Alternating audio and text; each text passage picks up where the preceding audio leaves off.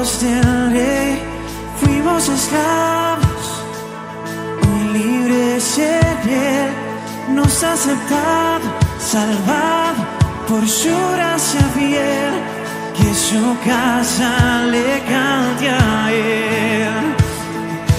Fuimos vendidos, ahora hijos del Rey, fuimos esclavos, hoy libres en Él, nos ha aceptado, salvado por su gracia fiel, que su casa le cante a Él.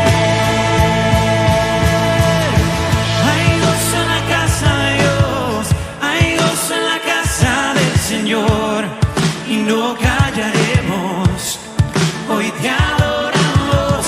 Hay gozo en la casa de Dios, aquí está nuestro Señor, y no callaremos, hoy te adoramos.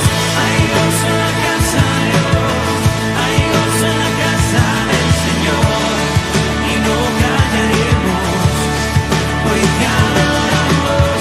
Hay gozo en la casa de Dios, aquí está nuestro Señor, y no callaremos, hoy te adoramos, hoy te adoramos.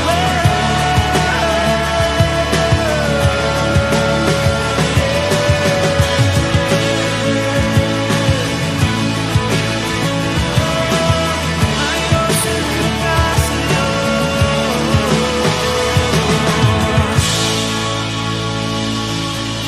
Palabra, yo quiero tratar de aprovechar al máximo el tiempo. Es una palabra muy conocida, pero para este tiempo que estamos viviendo creo que es sumamente importante. ¿Por qué? Aleluya. Porque en este tiempo es donde nosotros como cristianos demostramos cierto un grado de madurez. Creo que la iglesia es tan importante, pero hoy, cierto, no tenemos la oportunidad de estar en la iglesia, pero sí, cierto, tenemos la oportunidad de cada día que nosotros vivimos poder aprovechar de crecer, de madurar. Entonces yo quiero hacerle una pregunta: si nosotros en este tiempo que estamos viviendo estamos tan seguros, cierto, de nuestra salvación, ¿es usted salvo si Cristo viene hoy? Entonces yo quiero compartir una palabra que es conocida, un texto muy conocido ahí en Mateo capítulo 7 versículo 21. El 7:21 dice, el título ahí en la Biblia dice: nunca os conocí. Pero yo quiero que hablemos un poquito de la palabra del Señor, como decía el pastor Daniel. Aprovechar el tiempo en quietud, o sea, tratando de meditar en las Escrituras. Dice la palabra del Señor, 7:21: no todo el que me dice Señor, Señor, entrará en el reino de los cielos, sino el que hace la voluntad de mi Padre que está en los cielos. Muchos me dirán en aquel día: Señor, Señor, ¿no profetizamos en tu nombre, y en tu nombre echamos fuera demonios, y en tu nombre hicimos muchos milagros? Y entonces les declararé: nunca os conocí, apartados de mí, hacedores de maldad. Amén. Dios bendiga su palabra. Quiero oremos. Padre, en el nombre de Jesús, yo me declaro, Señor, incompetente, Dios mío, para hablar de la palabra, porque tu palabra es tan santa, Señor. Tu palabra es tan importante, de ella depende, Señor, el alimento, el crecimiento de aquellos que necesitan escuchar tu palabra. Por eso yo te ruego, Señor, que me ayudes para poder hablar de ella en esta noche. En el nombre de Jesús te lo ruego. Amén, amén. Bueno, yo quiero compartir en esta hora, ¿cierto? Todos nosotros, este tiempo que nosotros estamos viviendo, creo que es el tiempo de nosotros demostrar lo que somos. De demostrar usted. La vida cristiana, ¿cierto? Todos nosotros los que hemos conocido a Cristo tenemos una vida cristiana, y esa vida cristiana procede justamente de ese conocimiento de Jesucristo. Todo aquel que ha conocido a Cristo tiene una vida cristiana. Y la vida cristiana, querido hermano, no es una obra de teatro. Usted sabe que no es una obra de teatro, sino, ¿cierto?, debemos tomárnoslas en serio. La vida cristiana usted debe tomársela en serio. Y todos estamos en este texto, mire, cuando la Biblia dice, no todo el que me dice Señor, Señor entrará en el reino de los cielos, sino que el que hace la voluntad de mi Padre, pero hay una parte que dice, nunca os conocí, hacedores de mal, apartado de mí, hacedores de maldad. Creo que todos nosotros estamos involucrados, de una directa o indirectamente estamos involucrados, somos beneficiados, somos perjudicados con este texto. Porque ninguno, ¿cierto? Queremos llevarnos quizá una sorpresa en el día final, en el tiempo cuando venga el Señor por su pueblo, cuando tengamos que presentarnos delante de Dios. Ninguno queremos llevarnos una sorpresa, ¿cierto? Y el Señor nos tenga que decir, apártense de mí, hacedores de maldad. Entonces, qué importante es esta palabra, porque el Señor les dice a ciertos religiosos, estas palabras son palabras de Jesús, son palabras directas del Señor, y el Señor está diciendo, ¿cierto? Está preguntando si ellos de alguna manera, implícitamente en este texto está preguntando, si nosotros tenemos la seguridad, la confianza, ¿cierto? De estar en la presencia del Señor cuando Él venga. Si tenemos la seguridad, son palabras de Jesús. Y aunque la respuesta de aquellos hombres dijeron, Señor, ¿cierto? En tu nombre profetizamos, en tu nombre echamos fuera demonios, en tu nombre hicimos muchos milagros. Entonces, pero hay una parte clave que a mí me llama la atención y que me llevó a poder compartir esta palabra, y es el versículo 21, no todo el que me dice Señor, Señor. No todo el que me dice Señor, Señor. Entonces, y esta palabra Señor, Señor, y fíjese que aparece con mayúsculas, Señor, Señor, entonces está refiriéndose, ¿cierto?, a aquel cristiano que está sujeto a un Señor que es amo. Entonces, la palabra Señor, escúcheme bien, la palabra Señor, ¿cierto?, es una palabra que viene del griego, que es la palabra Kyrios o Kurios. Y esa palabra, ¿cierto?, la inventaron, ¿sabe quién la inventó? La inventaron los césares romanos. ¿Por qué la inventaron los césares romanos? Porque la palabra Kyrios o Kurios, ¿cierto?, tiene una connotación divina. Porque era una palabra que se les aplicaba a los senadores, a los emperadores romanos y las divinidades romanas y griegas. Por lo tanto, ¿cierto?, se le atribuían ciertas características divinas. Por eso se le llamaba Señor. Kurios, Señor. Y la palabra Kurios, ¿cierto?, era la palabra que resaltaba ciertas características porque se veían a los emperadores, ¿cierto?, a los grandes hombres de la época como personajes que tenían características divinas. Por eso se les ofrecían ofrendas florales. Usted se ha fijado cuando aquí se conmemora un héroe de la patria y van y donde tienen el monumento, van y le ofrecen coronas de flores. Bueno, esa es una tradición que viene de esta época. Le ofrecían ofrendas florales. Entonces, y recuerde esto, daban ofrendas, ¿por qué? Porque se les consideraba como seres divinos a los senadores, a los emperadores. Entonces, el emperador era un motivo de adoración, era un motivo de veneración. Y esto ocurre, ¿cierto?, en esta época, ¿cierto?, entre el primero y segundo ciclo de la iglesia del Señor. Ahora, esto hizo, ¿cierto?, que de alguna manera se iniciara una persecución en el tiempo de la iglesia primitiva y pasado, entre el año 86 y 96, ¿cierto?, se produjo una persecución con respecto justamente a este tema. Y el segundo emperador, ¿cierto?, que persiguió a los cristianos, que fue justamente en el año 86-96, que fue Domiciano, ¿cierto? Domiciano, un conocido emperador, y este hombre lo que hizo es que él sacó un edicto, y el edicto, para poder perseguir a los cristianos, o mejor dicho, el edicto decía, yo soy el único Kurios, yo soy el único Kaiser, o sea que él era el único considerado como señor. Entonces, ¿qué pasó con los cristianos? Los cristianos comenzaron a levantarse y dijeron, no, nuestro único Kurios, nuestro único Kaiser, nuestro único Señor es el Señor Jesucristo. Entonces, Domiciano se enojó y comenzó a levantar una persecución contra los cristianos. Así que en este tiempo no era fácil decir o era reconocer a alguien como Señor, especialmente a Jesucristo. Por eso el libro de Apocalipsis y el libro de Marcos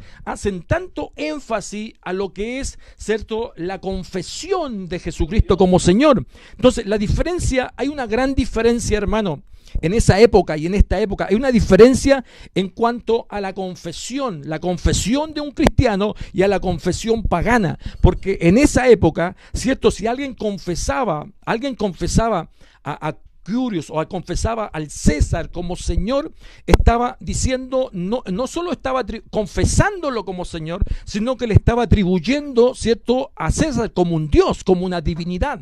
Y resulta que la única adoración divina el que merecía, ¿cierto?, era el Señor Jesucristo. Entonces, por eso hay que entender realmente lo que significa. Quiero poder explicar esto de una manera aprovechando el tiempo. Hay que entender realmente lo que significa la palabra confesión. Mire, la palabra confesión en la lengua española tiene un solo significado, ¿cierto? Pero en el griego, en el cual se escribió gran parte del Nuevo Testamento, la palabra confesión en el griego, una palabra tiene varios significados. Y va a depender del contexto, ¿cierto?, que se esté viviendo, que se esté experimentando.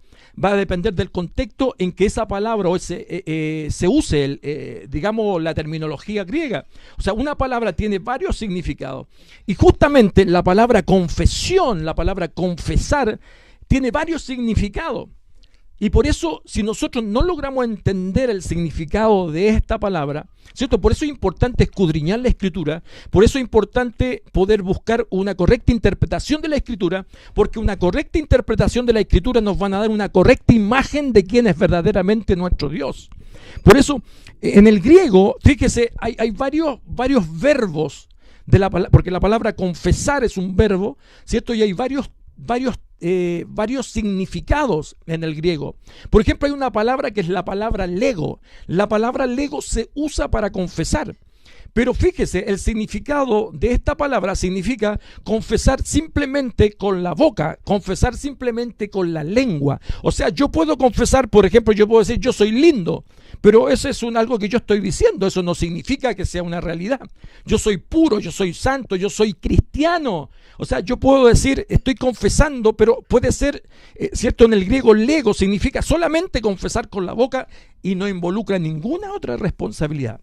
Por ejemplo, un mudo, si nosotros aplicáramos esta palabra, simplemente el lego, confesar, si usted confiesa simplemente con la boca que Jesús es el Señor, ¿cierto? Y lo dice simplemente con la boca, ¿qué pasa con un mudo? Un mudo no podría ser salvo porque un mudo no puede simplemente confesar con su boca. Entonces, cuán importante es que nosotros podamos entender esto. Entonces, la primera palabra que se usa para confesar es la palabra lego, que significa, ¿cierto?, confesar solamente con la boca, confesar con la lengua, decir cualquier cosa, decir cosas, decir, hablar, decir cosas. Pero eso no significa que usted sea un cristiano. Después hay otra palabra que es la palabra apocrino, ¿cierto? La palabra apocrino también significa confesar, pero en el contexto tiene otro significado, porque la palabra apocrino es una palabra que se usa confesar, por ejemplo, en un juicio. Por ejemplo, alguien que es testigo está confesando. Entonces, esa palabra apocrino se usa para confesar, ¿cierto?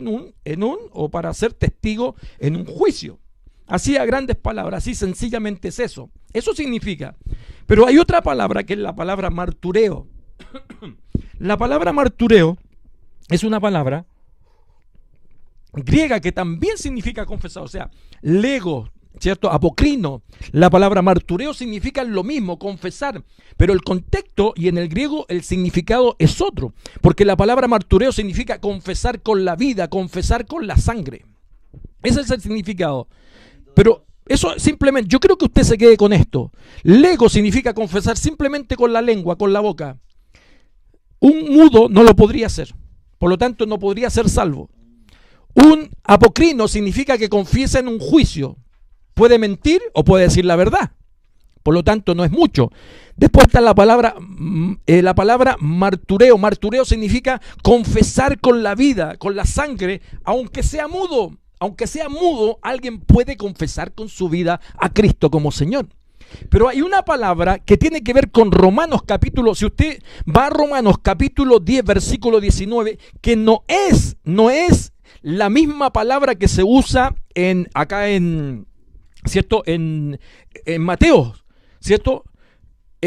Por ejemplo, en Romanos capítulo 10, versículo 9, la palabra de Dios nos habla y nos dice lo siguiente. Capítulo 10, verso 9, dice que una palabra conocida: si confesares con tu boca que Jesús es el Señor y creyeres en tu corazón que Dios le levantó de los muertos, serás salvo. Esta palabra aquí es confesar, y en Mateo también es la palabra confesar, pero el significado es diferente, porque la palabra de Mateos, esa palabra confesar, ¿cierto? En el contexto y en la interpretación de esa palabra significa, ¿cierto? Confesar simplemente con la boca. Pero capítulo 10, verso 9, esa palabra confesar viene del griego, que es la palabra homologeo, y esa palabra homologeo significa, ¿cierto? Y es la que usa Pablo para confesar a Cristo como Señor. Para confesar a Cristo como Señor. Y es sinónimo de martureo, ¿cierto? De la que usamos antes, pero no confundirlo. Y significa confesar con mi vida. La palabra homologeo, que significa, si confesares con tu boca que Jesús es el Señor, significa confesar con mi vida. Significa confesar, ¿cierto? Una verdad que primero la vivo. Eso significa, ¿cierto? Esta palabra, si confesares con tu boca. Y cuando vivo, ¿cierto? Vivo, cuando esa palabra es real en mi vida, ¿cierto? La proclamo con mis actos, la proclamo con mis hechos, la proclamo con mi vida. Entonces, cuando el Señor está diciendo, si confesares con tu boca que Jesús es el Señor, lo que está diciendo es esto: si homologeo con tu boca, o sea, si confesares con tu boca, con tu vida, si la verdad de Dios está en tu vida y esa verdad tú la vives, esa verdad es hecha carne, está encarnada en tu vida, entonces puedes confesar. Por eso no es simplemente una confesión de labios, no es simplemente una confesión de la boca, sino, imagínense qué pasaría. Por eso el tema, la teoría de la predestinación tiene sus puntos medios complicados, porque la teoría dice que si confesares simplemente con tu boca, o sea que cualquier mudo que no pueda confesar con su boca estaría condenado, no tendría salvación. Entonces usted y yo necesitamos, y sobre todo en este tiempo que nosotros estamos viviendo, nosotros, hermanos, necesitamos confesar a Jesucristo, no de labios, no de boca, con la vida, con la sangre, que esa verdad se haga carne, como Jesús dijo: el verbo se hizo carne. El verbo es la palabra. Usted y yo no nos podemos comunicar sin verbo. Hablaríamos como los indios. No hay forma de comunicación. Entonces, y Jesucristo es el verbo. ¿Me entiende? Entonces, cuán importante. Ahora, el que dice Mateo capítulo 7, 21, se refiere a la confesión simplemente de la boca. Cuando Jesús, o sea, no todo el que confiesa simplemente con su lengua, ¿cierto?, es salvo. No solo él, sino es homologeo, o sea, el que confiesa con su vida. Por eso usted necesita no conocer de Dios, usted necesita conocer a Dios. Usted no necesita, ¿cierto?, tener información acerca de Dios, sino que usted necesita tener intimidad con Dios. O sea, en otras palabras, voy a usar un término a lo mejor medio brusco, medio grotesco. Si tenemos que parafrasear el texto de Mateo 7:21, o sea, no todo el que dice Señor, Señor, sería no todo bocón que dice Señor entrará al reino de los cielos. No todo el que simplemente se refiere, ¿cierto?, no se refiere a solo palabras. Como hay una canción que no es cristiana, pero dice palabras, tan solo palabras. ¿Se da cuenta? Entonces, la confesión de Mateo 7:21 es lego, es simplemente de la boca, pero la confesión de Romanos 10 no es lo mismo, no es el mismo verbo, ¿cierto? Sino que es declarar, es confesar con la vida, con los actos, con los hechos. Por eso usted se va a encontrar ahí en Mateo capítulo 19, cuando la Biblia nos habla acerca del rico, del joven rico, ¿se acuerda? El joven rico... El joven rico, cuando viene al Señor, ¿cierto?, y le dice: Señor, ¿qué tengo que hacer para heredar la vida eterna? Usted conoce toda esa historia, ¿cierto? Pero, y el joven dice: bueno, yo he cumplido todos los mandamientos. Pero de repente el Señor Jesús le dice: bueno, entonces vende todo lo que tienes y sígueme. Y el joven, ¿qué sucedió con el joven? El joven no se atrevió. ¿Por qué? había cumplido con todos sus mandamientos, con todas sus reglas, con todas sus normas religiosas, había creído en el Señor, pero a este joven, ¿cierto? Algo le faltó. ¿Qué le faltó? ¿Sabe qué le faltó? Le faltó encarnar a Cristo. ¿Por qué digo encarnar a Cristo? Porque cuando Cristo estaba frente a él, ¿cierto? Él no pudo confesar a Jesucristo, en otras palabras, no pudo encarnarlo en su vida. ¿Se da cuenta? Porque si verdaderamente él tuviera a Cristo como su Señor, a él no le habría costado nada, pastor, no le habría costado nada dejar, porque el que encarna a Cristo tiene consecuencia. El que tiene a Cristo verdaderamente y ha confesado a Cristo en su vida, tiene consecuencia, tiene señales, ¿cierto? Mata el ego. No le cuesta, el primer lugar en su vida es Cristo. Ahora yo le pregunto, a veces nosotros podemos ser cristianos evangélicos, pero ser idólatras, porque idolatría no tiene que ver con adorar ídolos, ¿cierto? La idolatría tiene que ver con qué ocupa el primer lugar en nuestro corazón, y el primer lugar que ocupaba en el corazón de este joven rico eran las riquezas. Por eso nunca entendió Mateo 6:24 cuando habla de los dos señores, o no pueden servir a la riqueza, ¿cierto? Uno a otro. Entonces, cuán importante en este tiempo se necesita cristianos que realmente puedan confesar a Cristo con su vida. Es tiempo, es increíble, pastor, es increíble, hermano, que en este tiempo que la gente no va a la iglesia, que la gente no se puede congregar, se manifieste, hay una manifestación, hay una señal de muchos cristianos que se sienten débiles porque creen que su vida espiritual, creen que su condición de madurez depende, ¿cierto?, de la asistencia a la iglesia. Es importante, pero este es tiempo de que usted madure y crezca y ponga en práctica lo que durante muchos años usted aprendió dentro de la iglesia. ¿Se da cuenta? Por eso es tan importante. Por eso el joven rico no entendió. ¿Por qué? Tenía todo, tenía su religiosidad, tenía su conocimiento bíblico, pero cuando Cristo estaba enfrente de él y Jesús le dijo, vende todo y sígueme, ¿cierto? No fue capaz de seguirlo. ¿Por qué? Porque Cristo no era su prioridad, porque Cristo no era, ¿cierto? Todavía no se había encarnado en su vida. ¿Se da cuenta? Por eso, qué importante en este tiempo que estamos viviendo es que nosotros podamos, ¿cierto?, tener características de alguien que realmente ha conocido a Cristo. O sea, en este tiempo es cuando necesitamos confesar a Cristo. La pregunta, ¿a qué tipo de Cristo usted confesará? Muchos han creído en un Cristo filosófico, en un Cristo político, en un Cristo histórico. La mayoría en un Cristo histórico, porque nosotros, ¿cierto?, muchos de los cristianos que hoy día conocemos, muchos han heredado la fe, han heredado el cristianismo. Por lo tanto, son cristianos. ¿Por qué? Porque su papá fue cristiano, porque su abuelo fue cristiano, pero no han tenido un encuentro personal. Por eso han confesado, han conocido un Cristo histórico y confiesan un Cristo, ¿cierto?, lego, un Cristo simplemente de boca. Tienen información acerca de quién es Cristo, pero no conocen a Cristo y no pueden confesar a Cristo con su vida. Por eso cada uno de nosotros en este tiempo, usted y yo, necesitamos tener un encuentro personal con el Señor. ¿Se da cuenta? Entonces hay características bíblicas de una persona que es salva. Usted es salvo. En Efesios, en el capítulo 2, versículo 7, quiero compartirlo.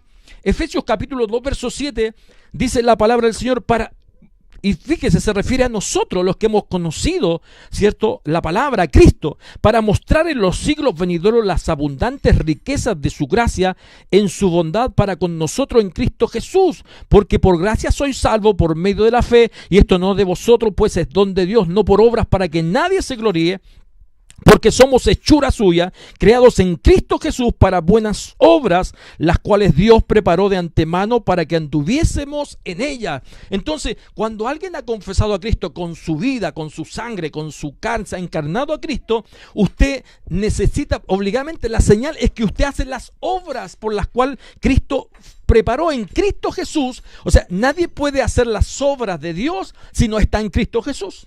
Si usted no ha confesado a Cristo, porque el hacer la voluntad, hermano, es hacer la voluntad de Dios. Entonces, el problema es que no estas personas, Mateo 7:20, no hicieron la voluntad. Por eso Jesús dice, no todo el que dice Señor, Señor entrará en el reino de los cielos, sino que el que hace la voluntad de mi Padre que está en los cielos.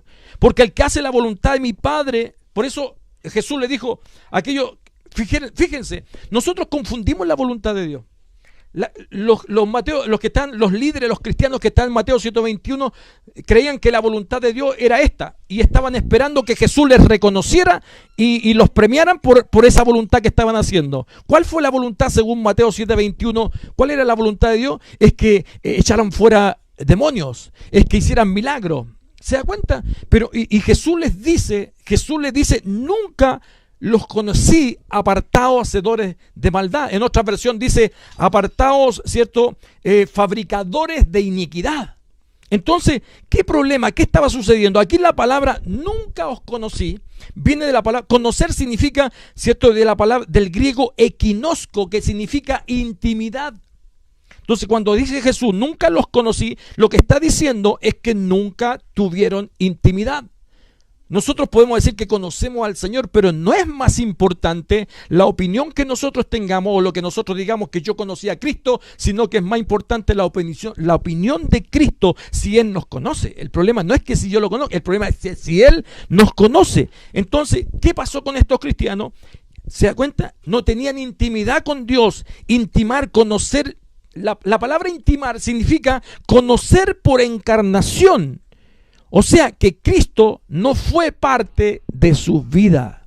Ellos usaron a Cristo, usaron el nombre de Cristo como mercadeo, ¿cierto? Como un negocio, pero en realidad, ¿cierto? Ellos usaron a Cristo, gente que usa a Cristo para beneficio. Y le digo una cosa, quizá usted no es un predicador famoso, ¿cierto? Pero mucha gente puede usar a Cristo como un negocio. Señor, si tú me bendices, y comienzan a transar con Dios, comienzan, ¿cierto?, a negociar con Dios. Hermano, es tiempo de confesar a Cristo con nuestra vida. Es tiempo de confesar esto. No hicieron la voluntad de Dios. Estos que están aquí no hicieron la voluntad de Dios. ¿Y cuál era la voluntad de Dios? Si usted se fija, ahí en Mateo capítulo 7:21, la Biblia de lo que está hablando es el Sermón del Monte. El Sermón del Monte, fíjese, comienza en el capítulo 5 y termina en el capítulo 7. Por lo tanto, lo que nosotros estamos leyendo en Mateo 7:21, estamos hablando, ¿cierto?, las últimas palabras en el final de lo que es, ¿cierto?, el Sermón del Monte. Entonces, en ese contexto, ¿qué es lo que era hacer la voluntad de Dios? ¿Qué significaba hacer la voluntad de Dios? Si usted analiza el texto, o sea, lo que Cristo en el Sermón del Monte está enseñando, se le llama el sermón ético de Jesús. El capítulo 5 hasta el capítulo 7 se le conoce como el sermón ético de Jesús. O sea, cuando hablamos de ético, ¿de qué estamos hablando? Estamos hablando de la conducta del hombre. De la conducta del hombre. O sea, el Sermón del Monte, ¿cierto? El Sermón del Monte dice cómo se debe vivir, lo que se debe hacer, lo que no se debe hacer. ¿Se da cuenta? Si usted, ahí no hay principios así como espirituales, místicos, no, sino que tiene que ver con conducta, con la conducta de vivir de las personas. En otras palabras, Mateo 7:21, lo que está diciendo que aquellos hombres no vivieron de acuerdo a la conducta del reino de Dios. O sea, tenían un doble estándar de vida, vivían en doble sentido. Por eso usaron muchos el nombre de Cristo, usaron el nombre de Dios, pero no vivieron a Cristo en sus vidas, no manifestaron a Cristo, y por eso fueron, mire, por eso Dios los descalifica. Dios les dice, apartaos de mí, ¿cierto?, hacedores de maldad. Y hay una condenación, hermano, aquí hay una condenación. Nunca os conocí, hacedores de maldad. O sea, no hicieron la voluntad. ¿Y qué es hacer la voluntad de Dios? Es vivir según la ética del reino. ¿Se da cuenta? Y la ética del reino, si uno comienza a estudiarla, hermano, si uno comienza a estudiar, ¿cierto?, la ética del reino, tiene que ver con 4 cosas importantes, que quiero hacerla cortita, ¿cierto?, y no quitarles más tiempo. Pero Jesús, ¿cierto?, no hacer la voluntad de Dios. Primero consistía, porque ahí lo que Dios está buscando en la conducta del ser humano es que el ser humano, es que el cristiano, ¿cierto?, tenga un corazón puro, una pureza del corazón. ¿Y qué es la pureza del corazón? ¿Sabes? La pureza o la suciedad del corazón tiene que ver con la intencionalidad, con la intención del corazón. Significa un corazón sucio, un corazón limpio, va a depender de la intención profunda del corazón. ¿Cuál es nuestra intención? ¿Usted sabe dónde está el pecado? El pecado está en la intencionalidad, en la intención del corazón. ¿Se da cuenta? ¿Se da cuenta? Cuando la mujer, ¿se acuerda usted cuando la mujer que siguió a Pablo y le decía, este es hijo del Dios Altísimo, era una mujer adivina? Este es hijo del Dios Altísimo, decía, y no dijo ninguna mentira. No dijo ninguna, decía, todo lo que decía acerca de Pablo era verdad. ¿Dónde estuvo la mentira? No hubo mentira. ¿Y por qué Pablo se enojó, cierto? Y la reprendió y sacó el demonio. ¿Por qué? ¿Dónde estuvo el problema? Si todo lo que dijo la mujer no era mentira, era verdad. El problema estaba en la intención. Todo pecado no parece que hay algo malo, pero siempre la intención. Por eso Jesús dijo, cierto, si alguno mira a una mujer para desearla, a lo mejor aparentemente no hay pecado, aparentemente nadie se da cuenta, pero el pecado está en la intención. Y ese es el problema de los religiosos, es el problema de esta gente. Mateo 7:21, es que ellos tenían una mala intención, vivían con una doble intención. Y es todos estos hombres que echaban fuera demonios. No es tan importante el ministerio, el don que usted pueda tener, sino la intención, con la intención que usa lo que Dios le ha dado. Amén. Entonces decían con la boca, confesaban con la boca, pero tenían una doble vida, una doble intención. Por eso Jesús los desechó, por eso Jesús los expulsó. La segunda cuestión tenía que ver que ellos no tenían en realidad amor hacia su prójimo. ¿Se da cuenta? Eso es el reproche del Señor. El amor de dejar ser ellos que predicaban, que hablaban, que decían muchas cosas, lo hacían sin sacrificio, lo hacían, cierto, para intimidar, el salvar a otros no les importaba, simplemente, cierto, no había un sacrificio por otros. Entonces, cuán terrible es la situación que hoy día podemos estar viviendo, ¿cierto? Hoy día donde no hay culto, donde no hay muchas oportunidades, ¿cierto? De muchos líderes religiosos, de mucha gente que ¿cierto? Que puede hacer, hacer recursos de la gente hoy día. Y por eso Dios ha sido sabio. Dios ha sido sabio porque nos ha quitado toda la oportunidad. ¿Y sabe qué tiempo? Yo creo que tiempo estamos viviendo. Estamos viviendo tiempos en que Dios espera, ¿cierto? Ahí en nuestra intimidad, en nuestra soledad, sin iglesia, sin poder congregarnos, para que ahí en lo secreto de nuestra vida, en la soledad de nuestra vida, en la soledad de los tiempos que estamos viviendo, usted y yo podamos reflexionar, podamos pensar, podamos analizar, ¿cierto? Cómo está nuestra vida. Si realmente ahora, así como, ¿cierto?, delante de la iglesia, ahí en la iglesia es fácil predicar. Cuando salimos a las calles y predicamos con otros y predicamos mensajes públicos, es fácil hacerlo. Pero qué difícil es cuando usted está solo, ahora, como está ahora. ¿Sigue confesando a Cristo con su vida? ¿Sigue confesando a Cristo como su Salvador? Entonces, valorar, reconocer a los seres humanos, ese era el punto, ese era el motivo, el reproche que Dios hacía de estos hombres, es que ellos nunca vieron al ser humano como algo valioso. Usted está viendo a sus seres humanos, a sus familiares, ¿cierto? Que usted está consciente de que estamos viviendo tiempos difíciles, que estos tiempos pueden ser los últimos tiempos, el Señor puede venir en cualquier momento, puede haber una manifestación, un principio de la gran tribulación, no sé, y está consciente usted está considerando como algo valioso a sus familiares, a sus amigos, hablándole del Señor. ¿Se da cuenta? Yo no quiero descalificar a nadie, pero estamos haciendo la voluntad de Dios. Es en este tiempo donde necesitamos hacer la voluntad de Dios. ¿Se da cuenta? O sea, gente que buscó sus propios placeres, sus propios provechos, hicieron acepción de personas. Entonces, esta es la condición de esta gente en Mateo. Y por último, hermanos, la cruz. Gente que nunca entendieron lo que es la cruz como sacrificio. Jesús dijo, si alguno quiere venir en pos de mí, niéguese a sí mismo, tome su cruz cada día y sígame. Usted sabe que, por eso quiero ir terminando con esto. Confesar a Jesucristo no es algo que usted hace en una campaña, no es algo que usted hace una sola vez. en su vida y se queda con eso tranquilo porque ya confesó a Jesucristo como su Salvador. Hermano, confesar a Cristo de la manera que Pablo nos habla en Romanos 10:9, confesar a Cristo es una decisión de todos los días, de cada momento, de minuto a minuto, día a día, tiempo a tiempo, hora a hora, porque todos los días nosotros necesitamos, todos los días nos equivocamos, todos los días fallamos, todos los días confesar, hermanos, con nuestra acción, con nuestra vida a Cristo. No es solo confesarlo de boca. Por eso la iglesia ahí en Apocalipsis 3, versículo 15, ¿cierto? Cuando el Señor le dice, cuando ellos dicen es que somos ricos y el Señor les dice, no, vosotros dicen que son ricos, pero no saben que son desventurados, miserables, pobres, ciegos, desnudos. ¿Saben a qué Dios le está hablando? Jesús, estas son palabras de Jesús. ¿A quién le está hablando? Le está hablando a la iglesia. Y cuando Jesús le habla a la iglesia en el capítulo 3, verso 20, le está golpeando la puerta. ¿Por qué? Porque Jesús está fuera de la iglesia.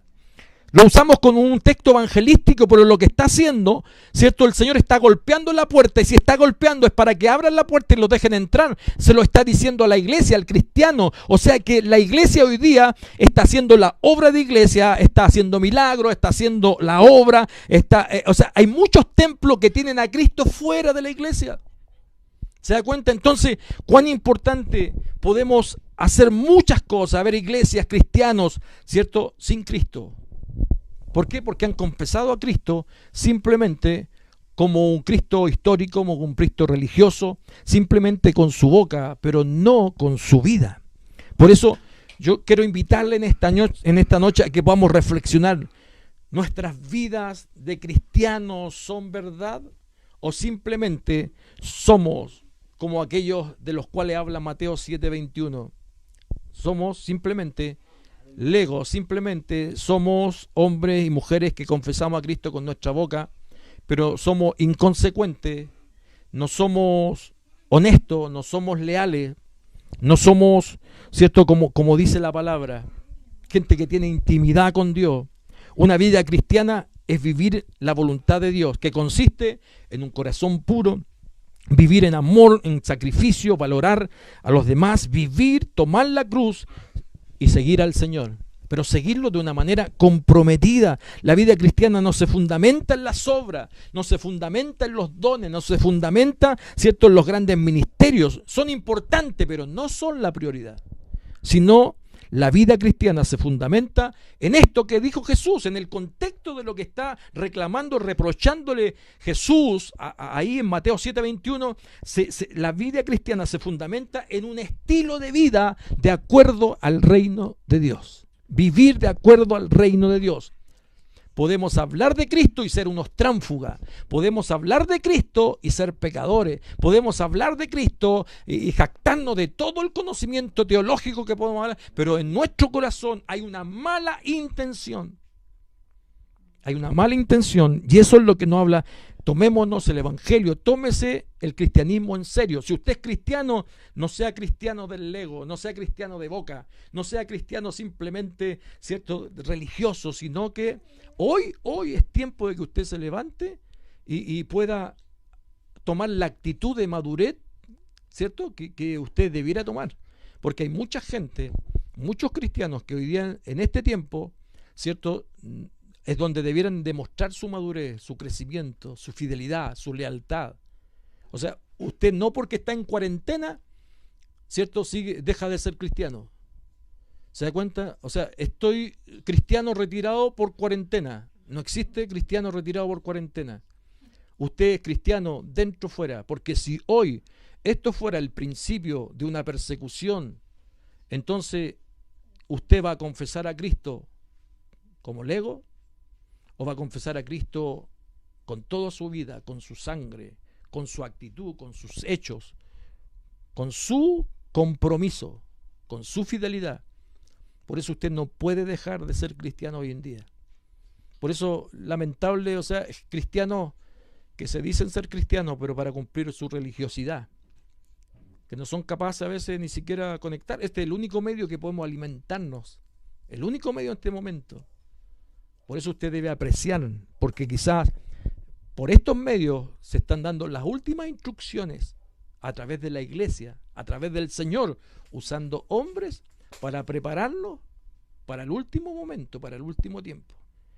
Le digo una cosa, quizá mucha gente está esperanzada en que esto pase. Bendito Dios. Puede pasar, puede que no, puede que sí, pero después de esto vendrá algo peor. Y después vendrá otra cosa y otra cosa. Porque las escrituras anuncian, las escrituras están anunciando que los tiempos no son mejores, que los tiempos cada vez serán peores, porque la Biblia dice que no vendrán días buenos sobre la tierra.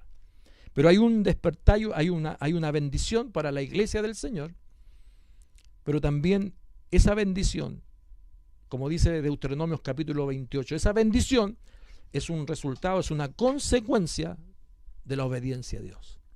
¿Y cuál es la voluntad de Dios? La obediencia a Dios es ser hombres con buena intención, ser hombres con una vida, con una conducta de acuerdo a lo que nos dice en la Escritura. ¿Estamos haciendo la voluntad de Dios? Usted sabe cuál es la máxima voluntad de Dios, predicar la palabra. Pero esa palabra debe ir respaldada por una ética, por una conducta. Y eso es lo que habla este texto.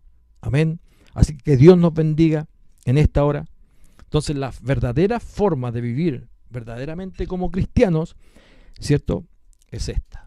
Vivir siendo consecuentes, siendo íntegros, siendo, ¿cierto?, honestos, leales, transparentes.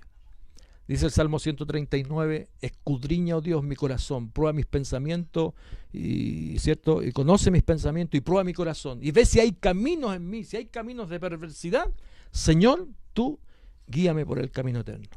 Entonces, que podamos analizar nuestro corazón, de cuáles cristianos somos, del Lego, o somos cristianos que confesamos a Cristo con nuestra vida, con nuestra actitud, con nuestro compromiso, con la sangre.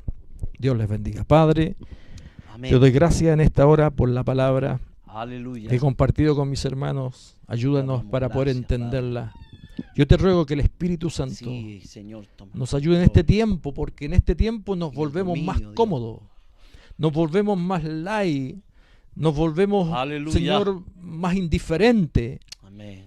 Señor, en este tiempo es cuando más debemos mostrar nuestra Amén. madurez, nuestro hecho de ser consecuente, Sí, Señor. íntegro. Ayúdanos, Señor, para aprovechar todos estos medios, Para tu gloria, Dios. compartir tu palabra, y que la gente que escucha la palabra, Señor, pueda entender que la palabra de Dios es para ponerla por Amén. obra. Si no, simplemente seremos religiosos que declaran a seremos. Señor, como legos, como boca, solamente de boca. Pero ayúdanos para ser como tú quieres que seamos. Para que tú nos digas que nos conoces. Señor, para tener intimidad. Intimidad es relación. No tener información, sino tener relación, conocimiento experimental con tu presencia. Gracias te damos por Jesucristo el Señor. Nos ha aceptado, salvado por su gracia fiel, que su